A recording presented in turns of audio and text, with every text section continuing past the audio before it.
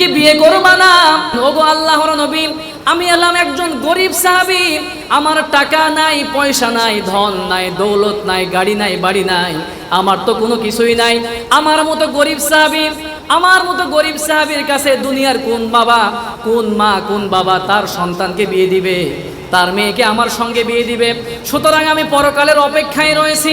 আসসালামু আলাইকুম ওয়া রাহমাতুল্লাহি তাআলা ওয়া বারাকাতুহু। ইন্নাল হামদালিল্লাহি ওয়াহদাহু ওয়াসসালাতু ওয়াসসালামু আলা মান লা নাবিয়্যা বা'দাহু।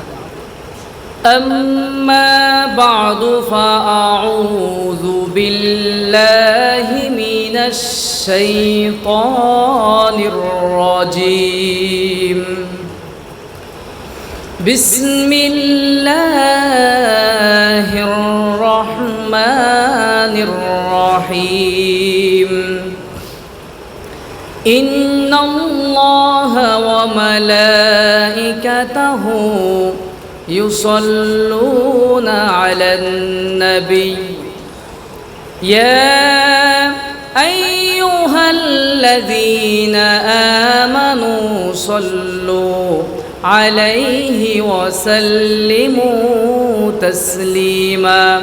সবাই মোহাব্বতের সহিত পড়ি আল্লাহুম্মা সাল্লি আলা মুহাম্মাদ ওয়া আলা আলি মুহাম্মাদ كما صليت على إبراهيم وعلى آل إبراهيم إنك حميد مجيد. اللهم بارك على محمد وعلى آل محمد كما باركت على إبراهيم وعلى آل إبراهيم إنك حميد مجيد. আলহামদুলিল্লাহ, ইসলামী পাঠাগার ও দাওয়াতুল হক রাওনাটের উদ্যোগে আয়োজিত ঐতিহাসিক সিরাতুন নবী সাল্লাল্লাহু আলাইহি ওয়াসাল্লামের আজকের এই ওয়াজ মাহফিলের সম্মানিত সভাপতি, উপস্থিত সম্মানিত উলামায়ে কেরাম, আমার সামনে বসা অত্র এলাকা এবং দূর দূরান্ত থেকে আগত আল্লাহর দ্বীন প্রেমী, কোরআন প্রেমী সর্বস্তরের তাওহীদি জনতা, যুগে যুগে আল্লাহর জমিনে আল্লাহর দ্বীনকে প্রতিষ্ঠার জন্য যারা সবচাইতে অগ্রণী ভূমিকা পালন করে এসেছেন, আমার সম্মানিত যুবক আর তরুণ ভাইয়েরা, স্কুল, কলেজ, ইউনিভার্সিটি এবং মাদ্রাসায় অধ্যয়নরত আমার একান্ত প্রিয় মেধাবী ছাত্র ভাইয়েরা, প্রাণ প্রিয় গাজীপুর, কাপাসিয়ার রাওনাটবাসী, আপনারা সকলেই কেমন আছেন? আমাদেরকে ভালো রেখেছেন কে? সুস্থ রেখেছেন কে? এই জন্য প্রশংসা করব কার? সব জায়গায় সবখানে প্রশংসা চলবে কার? এই জন্য আমরা সকলেই দিল থেকে উচ্চ আওয়াজে জবান খুলে পড়ছি আলহামদুলিল্লাহ। সম্মানিত উপস্থিতি, যেহেতু খুব অল্প সময় আমি কথা বলবো, এজন্যে কোনো ধরনের ভূমিকা না করেই ডিরেক্টলি কোরআন এবং সুন্নাহ থেকে আপনাদের সামনে খুবই গুরুত্বপূর্ণ কিছু কথা তুলে ধরতে চাই। আপনারা ধৈর্য সহকারে শুনতে রাজি আছেন ইনশাআল্লাহ? আল্লাহ পাক আমাদের সকলকে কবুল করুক, পড়ে না আমিন। আপনারা যারা আজকের এই কুরআনুল কারীমের প্রোগ্রামে আসলেন, আপনারা এখানে আসতে পেরে আপনারা খুশি নাকি বেজার? শুধু খুশি নয়, সব চাইতে বেশি খুশি হলাম আমরা, সব চাইতে বেশি সৌভাগ্য হলাম আমরা। তার কারণ এই এত সুন্দর আয়োজনে আসার সৌভাগ্য সকলের হয় না। আমরা যারা আসতে পেরেছি আমরা অত্যন্ত সৌভাগ্যবান, সুবহানাল্লাহ। কারণ এই জান্নাতি আয়োজনে আসার জন্য আল্লাহ রাব্বুল আলামিন নিজে চুজ করেছেন, নির্বাচিত করেছেন, পড়েন সুবহানাল্লাহ। যেহেতু একটি কিতাব থেকে আপনাদের সামনে কথা হবে, সেই কিতাবটির নাম হচ্ছে কোরআন। এই কিতাবের মধ্যে কোনো সন্দেহ আছে? কোনো ডাউট আছে? কোনো মিস ইনফরমেশন আছে? থাকবেই বা কি করে? কারণ এই কুরআনুল কারীমকে নাজিল করেছেন স্বয়ং। আর এই কুরআনুল কারীমের অথেন্টিসিটির ব্যাপারে রব্বুল আলামিন শুরুতেই বলেছেন যালিকাল কিতাব লা রাইবা ফি হুদাল লিল মুত্তাকিন। This is the book, the most authentic book in this world, whereof there is no doubt about it, and it's a guidance for those who are muttaqin. আল্লাহ রাব্বুল আলামিন বলতেছেন আমার বান্দাদের জন্য, গোটা বিশ্ববাসীর জন্য এমন একটি কিতাব আমি আল্লাহ নাজিল করলাম, যেই কিতাবের মধ্যে কোনো সন্দেহ থাকবে দূরের কথা, এই ব্যাপারেও কেউ কখনো সন্দেহ প্রকাশ করতে পারবে না। সুবহানাল্লাহ। আর এই কুরআনুল কারীমকে স্পেশালি মুত্তাকি বান্দাদের জন্য হেদায়েতের গাইডলাইন বানিয়ে নাজিল করলেন কে? যেহেতু কুরআনুল কারীমের প্রোগ্রাম, এই জন্য কোরআন থেকে আমরা কথা শুনবো, সেই অনুযায়ী আমরা আমল করার চেষ্টা করতে পারবো তো ইনশাআল্লাহ। যেহেতু আজকের এই প্রোগ্রামে যুবক আর তরুণ ভাইদের অনেক উপস্থিতি আমি লক্ষ্য করছি, এই জন্য আমার যুবক আর তরুণ ভাইদের উদ্দেশ্য করে খুবই গুরুত্বপূর্ণ কিছু কথা তুলে ধরতে চাই। কারণ যুবকরা হচ্ছে একটি সমাজ, একটি সভ্যতা, একটি রাষ্ট্রের প্রাণশক্তি, একটি জাতির মেরুদণ্ড। যুবকরা একটি জাতির উন্নতি এবং সফলতার পিছনে সব সময় সবচেয়ে বেশি কন্ট্রিবিউশন তারা রেখে আসতেছে এবং এখনো রাখতেছে, ঠিক কি না? ইতিহাস সাক্ষী, গোটা বিশ্বের মধ্যে যত বিপ্লব আর সংগ্রাম সফলতার মুখ দেখেছে, প্রত্যেকটা সফলতার পিছনে এই যুবক আর তরুণদের কন্ট্রিবিউশন কম নাকি অনেক বেশি? ফর এক্সাম্পল, চীন বিপ্লব, ফরাসি বিপ্লব থেকে শুরু করে ভারতীয় উপমহাদেশের স্বাধীনতা আন্দোলন, 52 ভাষা আন্দোলন, 71-এর মহান স্বাধীনতা যুদ্ধ থেকে শুরু করে আজ পর্যন্ত যত বিপ্লব আর সফলতা মুখ দেখতে পেয়েছে, প্রত্যেকটা বিপ্লব এবং সংগ্রামের সফলতার পিছনে এই যুবক আর তরুণদের কন্ট্রিবিউশন সবচাইতে বেশি। সুবহানাল্লাহ। এই জন্য বিশ্বনবী সাল্লাল্লাহু আলাইহি ওয়াসাল্লাম যুবকদেরকে অত্যন্ত ভালোবাসতেন। স্বয়ং নবীজিও যুবকদের মাধ্যমেই সেই মদিনার রাষ্ট্র কায়েম করেছিলেন। সেই বদর, উহুদ, খাইবার খন্দক থেকে শুরু করে মক্কা বিজয় পর্যন্ত ইসলামের সুনিশ্চিত বিজয় তিনি অর্জন করেছিলেন। আর এর জন্য যারা কুরবানি এবং নজরানা পেশ করেছিলেন তারা আর কেউ নয়, তারা হচ্ছে এই মুসলিম উম্মার যুবক আর তরুণরা, ঠিক কিনা? এই জন্য বিশ্বনবী সাল্লাল্লাহু আলাইহি ওয়াসাল্লাম যুবকদেরকে ভালোবাসতেন। আর যৌবনকালীন সময় একজন মানুষের জীবনের সবচাইতে গুরুত্বপূর্ণ সময়, ঠিক কিনা? এই জন্য বলা হয়ে থাকে youth is called the golden season of human life. মানব জীবনের সবচাইতে স্বর্ণালী সময়, গুরুত্বপূর্ণ সময় হচ্ছে যৌবনকালীন সময়, ঠিক কিনা? এই জন্য বিশ্বনবী আমার যুবক আর তরুণ ভাইদেরকে অত্যন্ত মহব্বত করতেন, ভালোবাসতেন। সুবহানাল্লাহ। একবার বিশ্বনবী সাল্লাল্লাহু আলাইহি ওয়াসাল্লাম এক সমাবেশে বক্তৃতা করছিলেন। বিশ্বনবী সাল্লাল্লাহু আলাইহি ওয়াসাল্লাম লক্ষ্য করে দেখলেন একজন যুবক সাহাবী সমাবেশ স্থলে জায়গা না পেয়ে পিছনের কাতারে দাঁড়িয়ে দাঁড়িয়ে বিশ্বনবীর বক্তৃতা শুনছিলেন। বিশ্বনবীর সেই যুবক সাহাবীর নাম ছিল জারির, যার চেহারাটা আকাশের পূর্ণিমার চাঁদের চাইতেও বেশি সুন্দর ছিল। বিশ্বনবী সাল্লাল্লাহু আলাইহি ওয়াসাল্লাম যখন এই অবস্থা অবলোকন করলেন, বিশ্বনবী তার যুবক সাহাবীকে ডেকে বললেন, ও আমার কলিজার টুকরা সাহাবী জারির, সমাবেশ স্থলে জায়গা পাও নাই তো কি হয়েছে? আমি বিশ্বনবী সাল্লাল্লাহু আলাইহি ওয়াসাল্লাম আমার শরীর থেকে চাদর মুবারক খুলে তোমার দিকে ছুড়ে দিলাম, আমার চাদরটা জমিনের মধ্যে বিছিয়ে বসে যাও। বিশ্বনবী সাল্লাল্লাহু আলাইহি ওয়াসাল্লাম যখন তার জবান মুবারক থেকে কথাটি বললেন, সাথে সাথে সেই যুবক সাহাবী জারির নিজেকে কন্ট্রোল করতে না পেরে তিনি কান্নাকাটি শুরু করে দিলেন, চোখের পানি ঝরাতে লাগলেন এবং বললেন, ওগো আল্লাহর নবী, ওগো আল্লাহর হাবিব, আপনি হলেন বিশ্ব নবী, কি করে আপনার চাদরের মধ্যে আমি বসবো? দুনিয়ার কোনো মানুষ আপনার চাদরের মধ্যে বসতে পারে নাকি? তখন সেই যুবক সাহাবী চিৎকার দিয়ে দিয়ে বললেন, আকরামাকাল্লাহ কামা আকরামতানি ইয়া রাসূলুল্লাহ, ওগো আল্লাহর নবী, ওগো আল্লাহর হাবিব, ভরা মজলিসে এতগুলো মানুষের মধ্যে আমি ক্ষুদ্র জারিরকে আপনি যেইভাবে সম্মানিত করলেন, আমি আল্লাহর কাছে দোয়া করি আল্লাহ রব্বুল আলামিন যেন আপনার সম্মান আর মর্যাদা আরো বেশি বাড়িয়ে দেয়। বিশ্বনবী সাল্লাল্লাহু আলাইহি ওয়াসাল্লাম যুবকদেরকে অত্যন্ত ভালোবাসতেন, কারণ যৌবনকালীন সময়টা একজন মানুষের সবচাইতে দামি সময়। যেহেতু যৌবনকালীন সময়টা খুব গুরুত্বপূর্ণ সময়, এই জন্য আল্লাহ রব্বুল আলামিন কাল কিয়ামতের কঠিন বিভীষিকাময় দিনে এই যৌবনকালীন সময়ের ব্যাপারে জবাব দিতে হবে কার কাছে? তিরমিজির বর্ণনায় হাদিস এসেছে, বিশ্ব নবীর প্রখ্যাত সাহাবী আন ইবনে মাসউদ রাদিয়াল্লাহু আনহু আনিন নবী সাল্লাল্লাহু আলাইহি ওয়াসাল্লাম قال বিশ্বনবীর একজন প্রখ্যাত সাহাবী ইবনে মাসউদ রাদিয়াল্লাহু আনহু হাদিসটি বর্ণনা করেছেন। বিশ্বনবী সাল্লাল্লাহু আলাইহি ওয়াসাল্লাম বড় চমৎকার করে বলেছেন, কাল কিয়ামতের কঠিন বিভীষিকাময় দিনে 5টি প্রশ্নের উত্তর না দিয়ে আল্লাহর কোনো বান্দা এক কদম নড়াচড়া করতে পারবে না। 5টি প্রশ্নের উত্তর না দিয়ে আপনি নড়তে পারবেন না। প্রশ্ন শুরু হয়ে যাবে। নাম্বার 1, 1 নম্বরে প্রশ্ন করা হবে আন উমরিহি ফিমা আফনাহু। আল্লাহ পাক প্রশ্ন করবেন, আমার বান্দা তোমাকে আমি আল্লাহ এত সুন্দর জীবন দিয়েছিলাম, তোমার জীবনের হিসাবটা দিয়ে দাও। আপনার জীবনের ব্যাপারে জবাব দিতে হবে কার কাছে? আমার ভাইয়েরা, 2 নম্বরে প্রশ্ন করা হবে ওয়ান শাবাবিহি ফিমা আবলাহু। আমার বান্দা তোমাকে আমি আল্লাহ বড় মহব্বত করে, বড় মায়া করে ভালোবেসে যৌবনকাল দিয়েছিলাম, তুমি তোমার যৌবনকাল কোথায় কিভাবে কাটিয়েছো? আপনার যৌবনকালীন সময়ের ব্যাপারে জবাব দিতে হবে কার কাছে? নাম্বার 3 নম্বরে প্রশ্ন করা হবে ওয়ান মালিহি মিন আইনা ইকতাসাবাহু। আল্লাহ রাব্বুল আলামিন প্রশ্ন করবেন, আমার বান্দা তোমাকে আমি আল্লাহ ধন সম্পদ দিয়েছিলাম, তুমি কোথা থেকে তোমার টাকা পয়সা ধন দৌলত উপার্জন করেছো?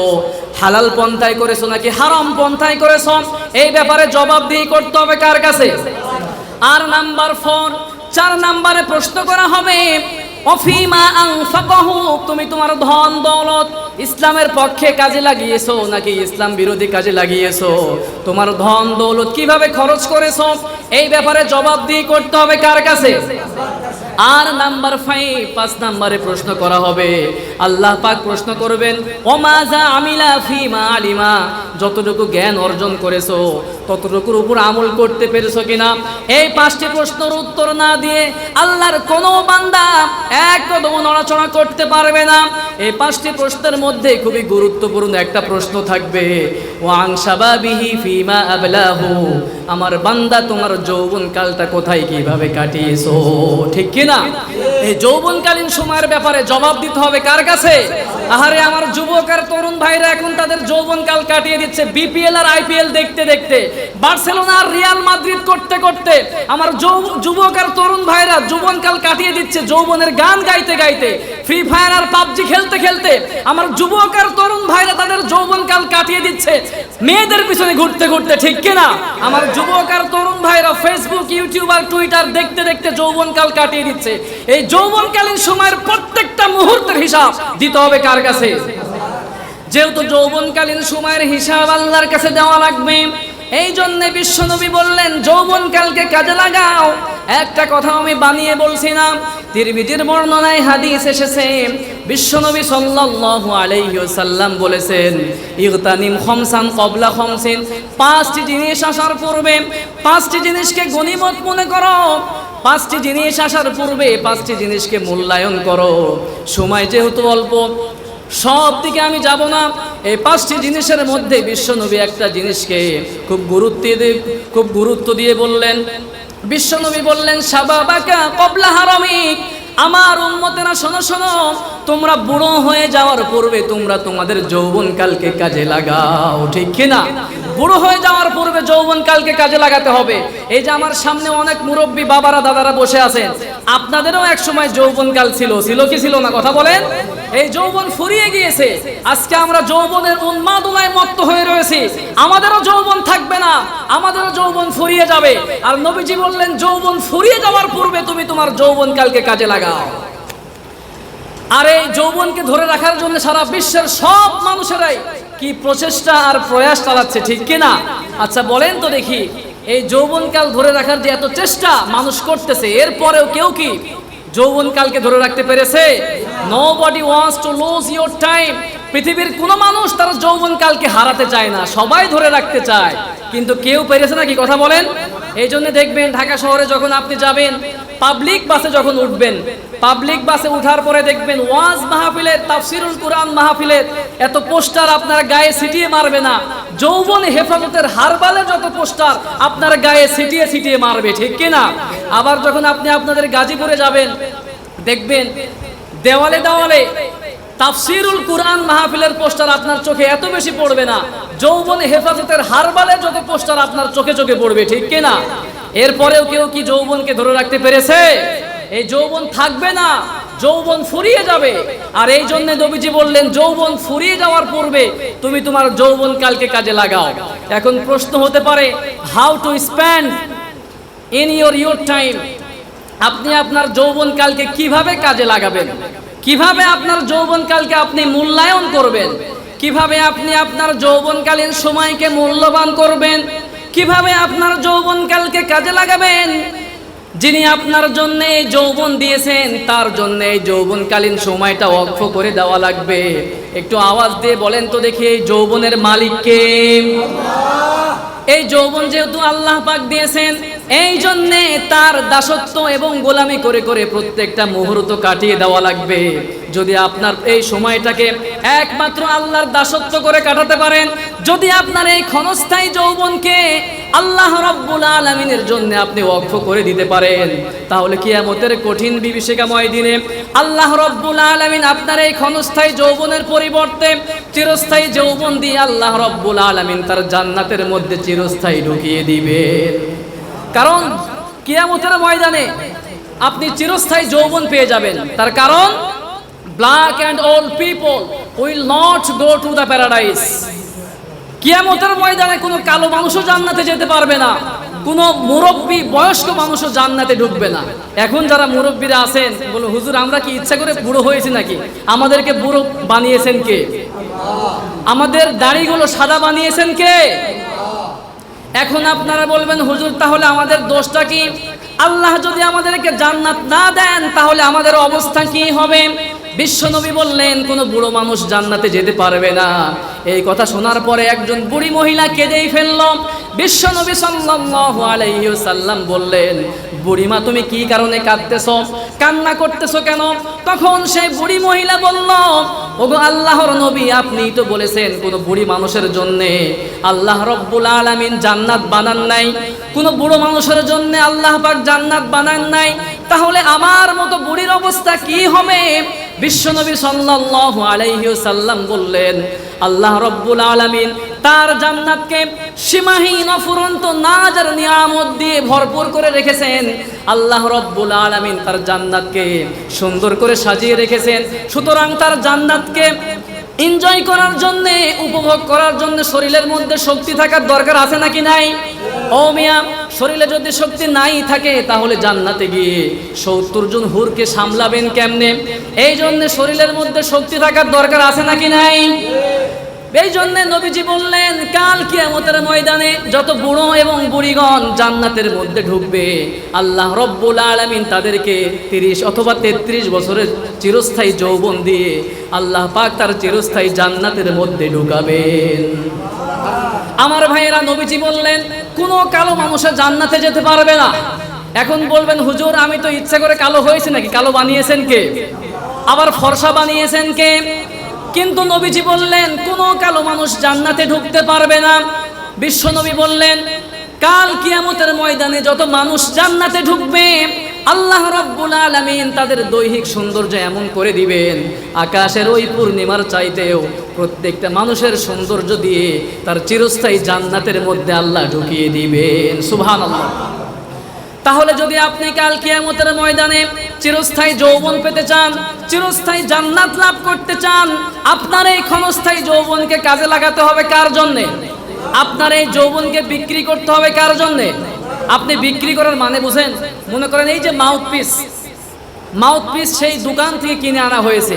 দোকান থেকে কিনে আনার পরে এই মাউথপিস এর প্রতি দোকানদারের কোনো রাইট আছে, কোনো অধিকার আছে? এখন আমি আমার ইচ্ছা অনুযায়ী আমি যেভাবে খুশি সেভাবে ব্যবহার করব, ঠিক কিনা? যৌবন আল্লাহর কাছে বিক্রি করার মানেই হচ্ছে এখন আর আপনি আপনার ইচ্ছা মতো চলাফেরা করতে পারবেন না, নাকি পারবেন? এখন চলতে হবে কার ইচ্ছা অনুযায়ী? আল্লাহর ইচ্ছা অনুযায়ী। আল্লাহর ইচ্ছা অনুযায়ী যদি চলতে পারেন তাহলেই দেখা যাবে দিন শেষে আপনি সফলতা লাভ করতে পারবেন। আর যদি আপনি যৌবন পাওয়ার পরে, শরীরের মধ্যে শক্তি পাওয়ার পরে আপনি যদি দিকভ্রান্ত পথভ্রান্ত নেতার পিছনে ঘুরে ঘুরে আপনি আপনার যৌবনকালকে কাটিয়ে দেন, আপনার নেতা নামাজ পড়ে না, আপনার নেতা ইসলামকে শেষ করে দিতে চায়, তার পক্ষে যদি আপনি থাকেন, স্লোগান দেন, মিছিল দেন, তাহলে কাল কিয়ামতের কঠিন বিভীষিকাময় দিনে ওই পথভ্রান্ত নেতা এবং কর্মীদের অবস্থা খুব ভয়াবহ হবে। কাল কিয়ামতের কঠিন বিভীষিকাময় দিনে পথভ্রান্ত নেতা এবং কর্মীদের সাক্ষাৎকার ঘটবে। আল্লাহ রাব্বুল আলামিন আজ থেকে ১৫০০ বছর পূর্বে সেই কথাগুলো ফাঁস করে দিয়েছেন। আল্লাহ রাব্বুল আলামিন বলেছেন কাল কিয়ামতের কঠিন বিভীষিকাময় দিনে পথভ্রান্ত নেতা এবং কর্মীদের সাক্ষাৎকার লাভ হবে। তখন কর্মীরা নেতাদেরকে পাওয়ার পরে কি বলবে? আল্লাহ রাব্বুল আলামিন আজ থেকে ১৫০০ বছর পূর্বে সেই কথাগুলো আল্লাহ রাব্বুল আলামিন ফাঁস করে দিয়ে বললেন। কর্মীরা তখন নেতাদের উদ্দেশ্যে বলবে, ফাকালা الضعفاء للذين استكبروا إنا كنا لكم تبعا فهل أنتم مغنون عنا من عذاب الله من شيء। কর্মীরা তখন বলবে, এই তো নেতাজি, বহু খোঁজাখুঁজির পরে তোমাকে পেলাম। ইন্না কুন্না লাকুম তাবা, দুনিয়ায় থাকা অবস্থায় তোমাকে অনুসরণ করেছি। তুমি যখন মিছিল দিতে বলেছো দিয়েছি, যখন যাকে তুমি গ্রেফতার করতে বলেছো তো আমরা সব কিছু করেছি, যখন যাকে গুম খুন করতে বলেছো সব কিছুই করেছি, আলেমদেরকে নিয়ে ইচ্ছা মতো মিথ্যা সাক্ষী দিতে বলেছো সব দিয়েছি। আজকে তোমাকে মানার কারণে, নেতা হিসেবে তোমাকে অনুসরণ করার কারণে ফাহাল আনতুম মুগনুনা আন্না মিন আযাবিল্লাহি মিন শাই, আজকে আমরা জাহান্নামী হয়ে গিয়েছি, জাহান্নামের দ্বার প্রান্তে চলে এসেছি। আজকে কি আল্লাহর আযাব থেকে তুমি আমাকে বাঁচাতে পারবে? কথা বলেন, পারবে নাকি? তখন কোনো নেতার কোনো নেতাগিরি চলবে না। নেতাদের একটা স্বাভাবিক বদ অভ্যাস হচ্ছে তারা কিছু শ্রোতা এবং মাইক পাইলেই বক্তব্য দেওয়া, ঠিক কিনা? তখন নেতা বলবে, থাম বেটা, বস, এত চিল্লাপাল্লা করিস না, এত চুপচাপ বসে থাক। মানে শুধুমাত্র তোমাদের বক্তব্য নাই, আমারও কিছু বক্তব্য রয়েছে। তখন নেতা কি বক্তব্য দিবে? একটা কথা আমি বানিয়ে বলছি না, আল্লাহ রাব্বুল আলামিন সেই কথাটাও পবিত্র কোরআনুল কারীমের মধ্যে স্পষ্ট জানিয়ে দিয়ে বললেন। নেতা তখন কর্মীদের উদ্দেশ্যে বক্তব্য দিয়ে বলবে, লাউ হাদানাল্লাহু লাহাদাইনাকুম। নেতারা তখন বলবে, আমার কর্মীরা শোনো শোনো, আজকে এত চিৎকার করিও না, আজকে এত হই হুল্লাড় করিও না, আজকে এত চিৎকার আর চেঁচামেচি করে কোনো লাভ হবে না। আজকে জাহান্নামে আসার কারণে সাওয়াউন আলাইনা আজাজিনা আম সাবারনা মা লানা মিন মাহিস। নেতারা তখন বলবে, আমার কর্মীরা শোনো শোনো, আজকে এত চিৎকার করে কোনো লাভ হবে না। আজকে জাহান্নামে আসার কারণে আল্লাহ রাব্বুল আলামিন আমি নেতাকে যে শাস্তি দিবেন তোমাদেরকেও সেই একই শাস্তি দেওয়া হবে। আজকে নেতা এবং কর্মী সমান সমান।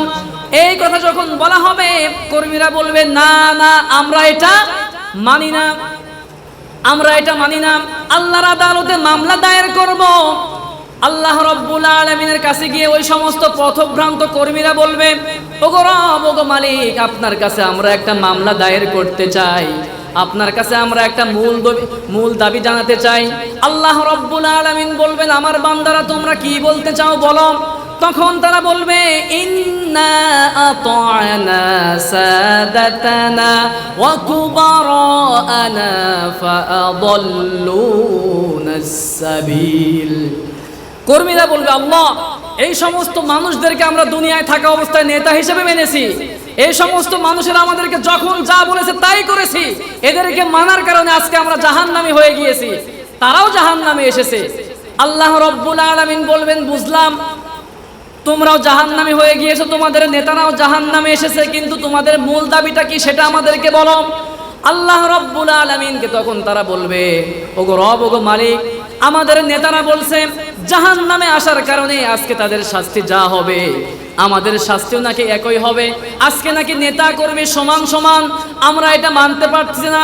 আমাদের মূল দাবি হলো, ইন্না আতা'না সাদাতানা ওয়া কুবারানা ফাআদাল্লুনাস সাবিল ربنا آتهم ضعفين من العذاب والعنهم لعنا كبيرا।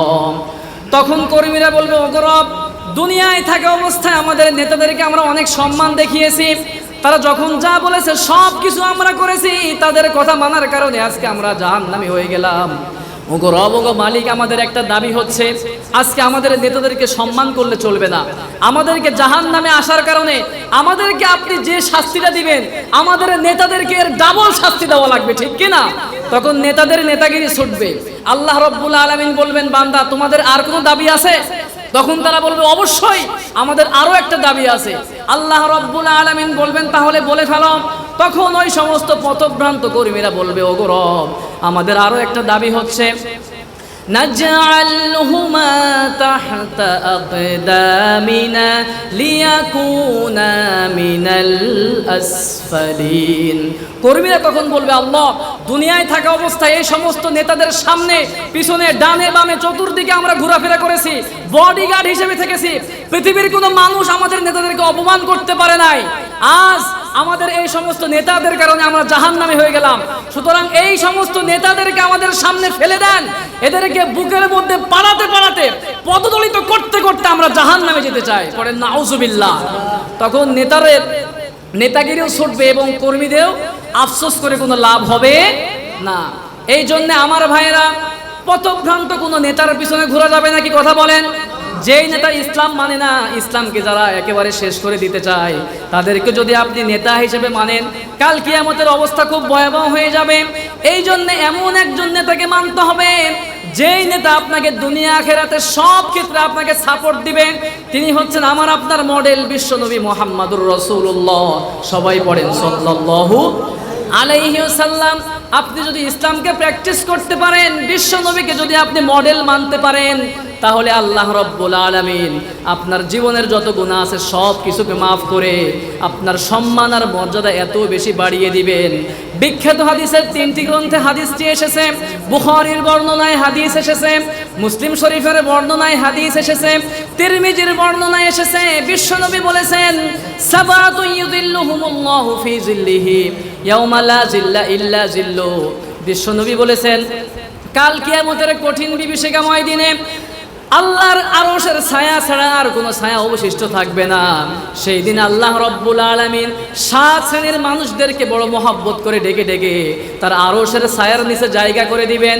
আর সেই 7 শ্রেণীর মধ্যে এক শ্রেণীর মানুষ হচ্ছে তারা ওয়াশাবুন নাশা ফি ইবাদাতিল্লাহ, ওই সমস্ত যুবক আর তরুণরা যারা তাদের যৌবনকালীন সময়টা একমাত্র আল্লাহর গোলামি করে কাটিয়ে দিয়েছে। আল্লাহ রাব্বুল আলামিন ওই সমস্ত যুবকদেরকে ডেকে ডেকে তার আরশের ছায়ার নিচে জায়গা দান করে তাদেরকে ধন্য করে দিবেন। এই জন্য আমার ভাইরা, আমার যৌবনটা কাটিয়ে দেওয়া লাগবে কার জন্যে? আমার আপনার যৌবনকালীন সময়টা যদি আল্লাহর রাস্তায় কাটাতে পারি, কাল কিয়ামতের কঠিন বিভীষিকাময় দিনে যিনি আমাকে আপনাকে সর্বোচ্চ সম্মানী দিয়ে জান্নাতের মধ্যে ঢুকাবেন, তিনি কে? আমার ভাইয়েরা, বড় আফসোস লাগে আজ আমার যুবক আর তরুণ ভাইয়েরা দিকভ্রান্ত পথভ্রান্ত হয়ে নামাজ না পড়ে, ইসলামকে প্র্যাকটিস না করে যা ইচ্ছা তাই করার কারণে আজকে যে কোনো ভাবে হোক ইসলামকে গোটা বিশ্বের কাফের মুশরিকরা একত্র হয়ে একটা প্ল্যাটফর্মে এসে ইসলামকে নিঃশেষ করে দেওয়ার জন্য চক্রান্ত চালাচ্ছে, ঠিক কিনা? আমার ভাইয়েরা, যৌবনকালীন সময় যখন বিশ্বনবীর সাহাবীরা ছিলেন নিজের জীবনটা উৎসর্গ করে দিয়ে ইসলামকে প্র্যাকটিস করার জন্য, ইসলামকে বাস্তবায়ন করার জন্য, ইসলামের হুকুমত কায়েম করার জন্য নিবেদিত প্রাণ ছিলেন। আর সেই সময়ে, সেই যৌবনকালীন সময়ে আমরা ফেসবুক আর ইউটিউব দেখে দেখে আমরা সময়গুলো পার করে দিচ্ছি, ঠিক কিনা? আমার ভাইয়েরা, আপনিও একজন যুবক। বিশ্বনবীর সাহাবী জুলাইবিব তিনিও একজন যুবক।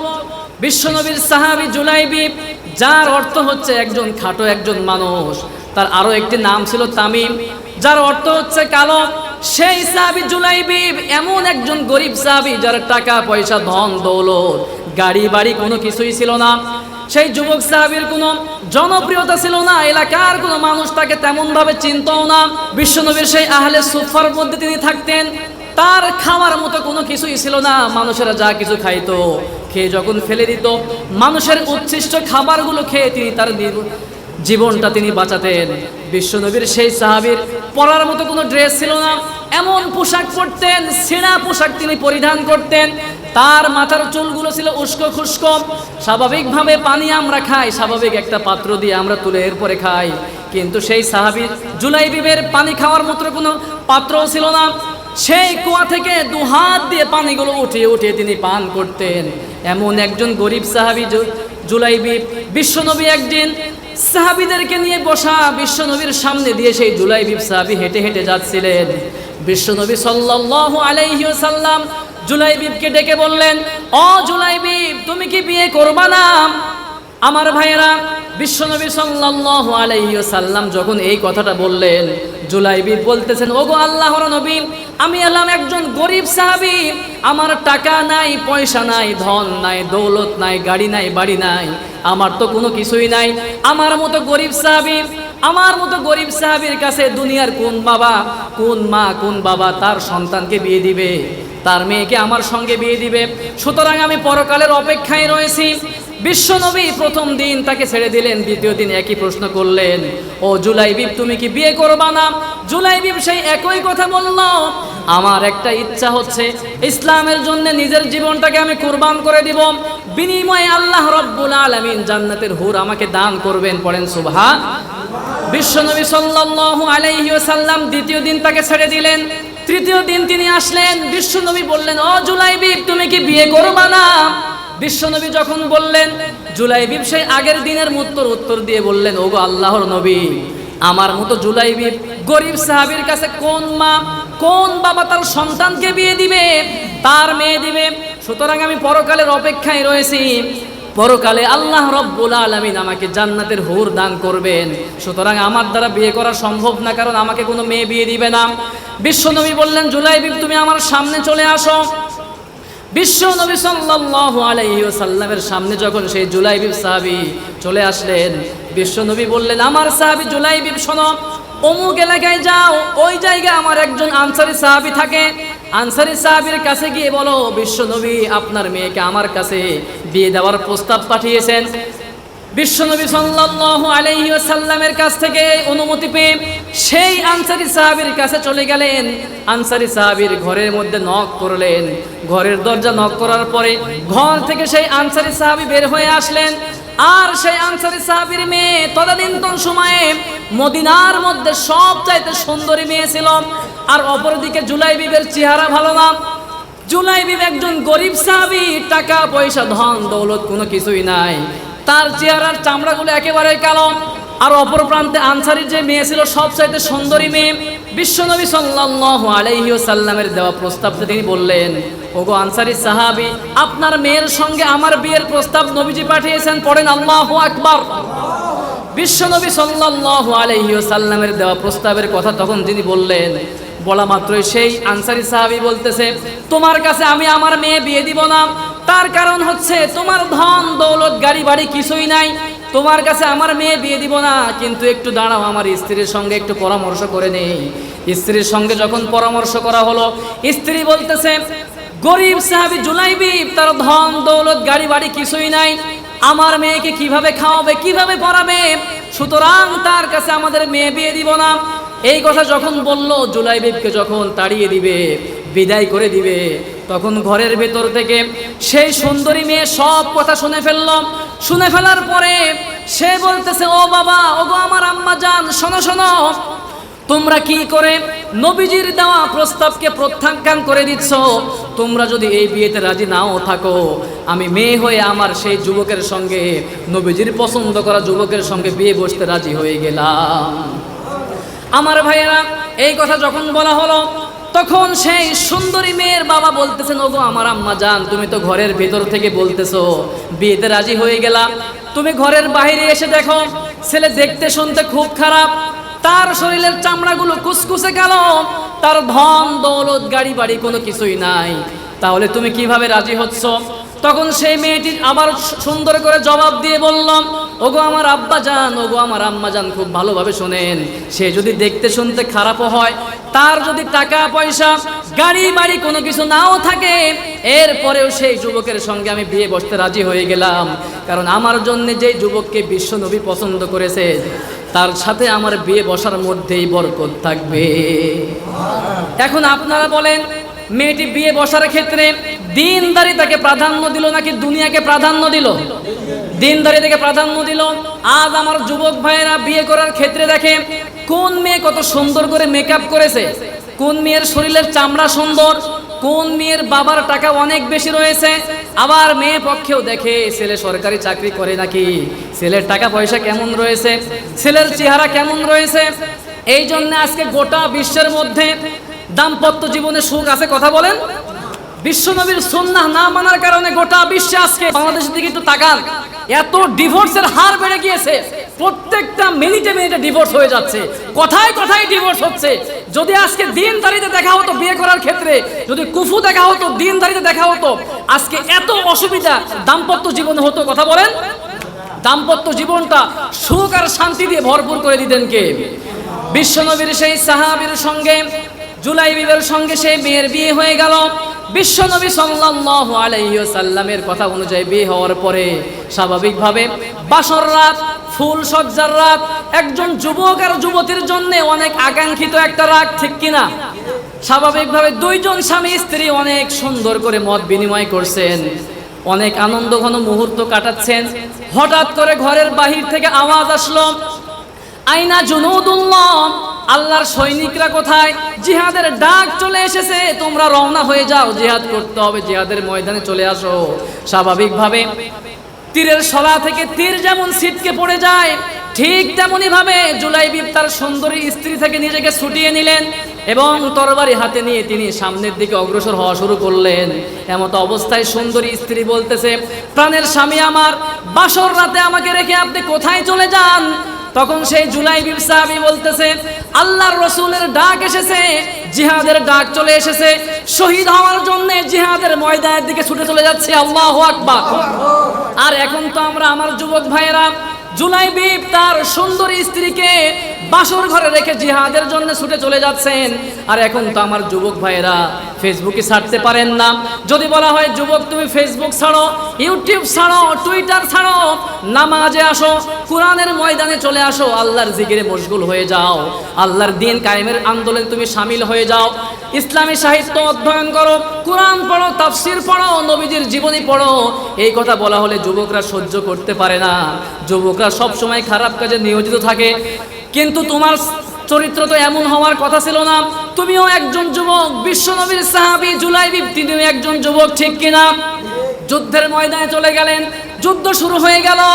যুদ্ধ শেষে বিশ্বনবী সাল্লাল্লাহু আলাইহি ওয়াসাল্লাম সাহাবীদেরকে বললেন, আমার সাহাবীরা শোনো, যত সাহাবীরা শহীদ হয়েছে সব শহীদ সাহাবীদের লাশ আমার সামনে নিয়ে চলে আসো। সাহাবীদের লাশ নবীদের সামনে নিয়ে এসে হাজির করা হলো।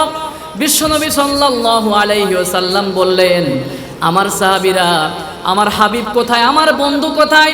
বিশ্বনবীকে এই কথা শোনার পরে সাহাবীরা বললেন, ওগো আল্লাহর নবী, মান হাবিবুকা ইয়া রাসূলুল্লাহ, আপনার আবার বন্ধুকে আমরা তো চিনি না। বিশ্বনবী বললেন, আমার বন্ধুকে তোমরা চিনো না, আমার হাবিবকে তোমরা চিনো না, একটু অপেক্ষা করো, আমি নিজেই যুদ্ধের ময়দানে চলে যাব, আমি আমার হাবিবকে খুঁজে খুঁজে বের করব। এরপরে বিশ্বনবী সেই যুদ্ধের ময়দানে চলে গেলেন। বিশ্বনবী খুঁজতে খুঁজতে একটি জায়গায় গিয়ে দেখলেন 7 জন কাফেরের দেহ, মরদেহ পড়ে রয়েছে। সেই জায়গায় জুলাইবিবের লাশ পড়ে রয়েছে। বিশ্বনবী সেখানে বসে পড়লেন। বসে পড়ার পরে সেই জুলাইবিবের লাশকে, তার মাথাকে বিশ্বনবীর কুলের মধ্যে নিয়ে নিলেন। সুবহানাল্লাহ। বিশ্বনবী তার কুলের মধ্যে নিয়ে সময়কে লক্ষ্য করে বলতে লাগলেন, ওগো আমার জুলাইবিব তুমি আমার, ওগো হাবিব তুমি আমার, আর আমি নবীজি তোমার হয়ে গেলাম। পড়েন সুবহানাল্লাহ। আর এখন আমার যুবক ভাইরা অবৈধ রিলেশন করে আর বলে, তুমি আমার গার্লফ্রেন্ড, তুমি আমার, আমি তোমার হয়ে গেলাম। নাউজুবিল্লাহ। কিন্তু বলা উচিত ছিল, ওগো রব, ওগো মালিক, আপনি আমার, আমি তোমার হয়ে গেলাম, ঠিক কিনা?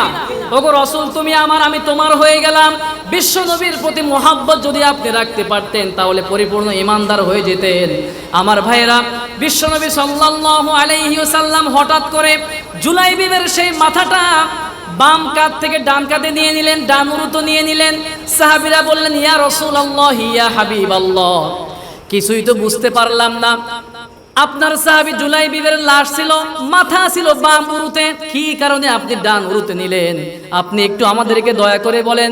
তখন বিশ্বনবী বললেন, আমার সাহাবীরা শোনো শোনো, আমার জুলাইবিব আল্লাহ রাব্বুল আলামিনকে ভালোবেসে, নবীজিকে ভালোবেসে, তার সুন্দরী রমণী স্ত্রীকে বাসর ঘরে রেখে এসে জিহাদে এসে শহীদ হয়ে গিয়েছে। আল্লাহ রাব্বুল আলামিন জুলাইবিবের প্রতি সন্তুষ্ট হয়ে জান্নাতের হুর পাঠিয়ে দিয়েছেন তাকে অভিবাদন জানানোর জন্যে। এই জন্য আমার ভাইয়েরা, যুবক ভাইয়েরা, ইসলামের জন্য আপনি আপনার যৌবনকালীন সময়কে কাটাতে শুরু করেন। দুনিয়ার কোনো মেয়ের পিছনে আপনাকে ঘোরা লাগবে না। আপনি যদি ইসলামকে কায়েম করার জন্য আপনার যৌবনকালীন সময়কে কাটাতে পারেন, আল্লাহ রাব্বুল আলামিন জান্নাতি হুর আপনার জন্য অপেক্ষা করাবেন। সুবহানাল্লাহ। আজ গোটা বিশ্বের মধ্যে ইসলামকে শেষ করে দেওয়ার জন্য কাফের বেঈমানের গোষ্ঠীরা যেভাবে ঐক্যবদ্ধ হয়ে একটি প্ল্যাটফর্মে এসে শেষ করে দেওয়ার জন্য পাগল পারা হয়ে যাচ্ছে, সেই সময় আমরা বিভিন্ন দলাদলিতে আমরা লিপিবদ্ধ হয়ে রয়েছে, ঠিক কিনা? আজকে আপনারা জানেন সেই মহারাষ্ট্রের একজন হিন্দু পুরোহিত সে বিশ্বনবী সাল্লাল্লাহু আলাইহি ওয়াসাল্লামকে অবমাননা করে গোটা বিশ্বের মুসলমানদের কলিজার মধ্যে কম্পন শুরু করে দিয়েছে, ঠিক কিনা? আপনি একটা জিনিস শুনলে অবাক হয়ে যাবেন। বিশ্বনবীর সাহাবী ওমর রাদিয়াল্লাহু আনহু তিনি যখন ইসলাম গ্রহণ করেছিলেন তার বয়স ছিল মাত্র 26 বছর। তিনি ছিলেন 26 বছরের টকবকে যুবক। তিনি ইসলাম গ্রহণের পরে নবীজির কাছে এসে বললেন, ইয়া রাসূলুল্লাহ, ইয়া হাবিবাল্লাহ, আলাসনা আলাল হক, আমরা কি সত্যের উপর প্রতিষ্ঠিত নই? নবীজি বললেন, বালা ইয়া ওমর, অবশ্যই আমরা সত্যের উপর প্রতিষ্ঠিত রয়েছি, কোনো সন্দেহ আছে? তখন ওমর রাদিয়াল্লাহু আনহু বললেন, আমার প্রিয় হাবিব, আমার প্রিয় রাসূল, তাহলে আমরা কি কারণে গোপনে গোপনে সালাত আদায় করব? কি কারণে আজকে আমরা গোপনে গোপনে ইসলামের দাওয়াত দিব? ওগো আল্লাহর নবী, আপনি আমাকে একটা অনুমতি দেন। বিশ্বনবী সাল্লাল্লাহু আলাইহি ওয়াসাল্লামের কাছে ওমর রাদিয়াল্লাহু অনুমতি চাইলেন কাবার চত্বরে একটা মিছিল দেওয়ার জন্য। কাবার চত্বরে যখন মিছিল বের হলো, সামনের এক কাতারের মধ্যে ইসলামের সিংহ পুরুষ আমির হামজা আর অপর প্রান্তে ইসলামের আরেক সিংহ পুরুষ ওমর রাদিয়াল্লাহু আনহু। সেদিন স্লোগান উঠেছিল লিল্লাহে তাকবীর, আল্লাহু আকবারের স্লোগান। সেই স্লোগানে কাবার চত্বর প্রকম্পিত হচ্ছিল। আর আবু জাহেল, উতবা, সাইবার গোষ্ঠীরা আজকের এই অবস্থা দেখে, স্লোগান দেখে তাদের কলিজার মধ্যে কম্পন সৃষ্টি হয় কি হয় না? কথা বলেন। সেই দিন কোনো কাফের বেঈমান ভয়ে কথা বলার সাহস পর্যন্ত করতে পারে নাই। আজ গোটা বিশ্বের, আল্লাহর কসম করে বলতে চাই, গোটা বিশ্বের কাফের বেঈমানরা তখন একদম সাইড হয়ে যাবে। গোটা বিশ্বে আজ আপনি যেদিকে তাকাবেন, মুসলমানদেরকে নিধন করতে, মুসলমানদেরকে জুলুম করা হচ্ছে, নির্যাতন করা হচ্ছে। সেই ফিলিস্তিন, সেই মহাভারত সহ প্রত্যেকটা জায়গার মধ্যে মুসলমানদেরকে শেষ করে দেওয়ার জন্য পাগল করা হয়ে গিয়েছে। আজ যদি গোটা বিশ্বের যুবক আর তরুণরা যদি আলীর মতো, ওমরের মতো, হামজার মতো ঐক্যবদ্ধ হয়ে একটি প্ল্যাটফর্মে এসে এক হাতে আল্লাহর কোরআন আর এক হাতে ইসলামের ঝান্ডা তুলে দিতে পারে, গোটা বিশ্বের কাফের মুশরিকদের কলিজার মধ্যে কম্পন শুরু হয়ে যাবে। আমার ভাইয়েরা, আজকে তো কথা বলার খুব অল্প সময় আমরা পেয়েছি। সর্বশেষ আমার যুবক আর তরুণ ভাইদেরকে আমি উদাত্ত আহ্বান জানাতে চাই, আপনারা ইসলামের পক্ষে চলে আসুন।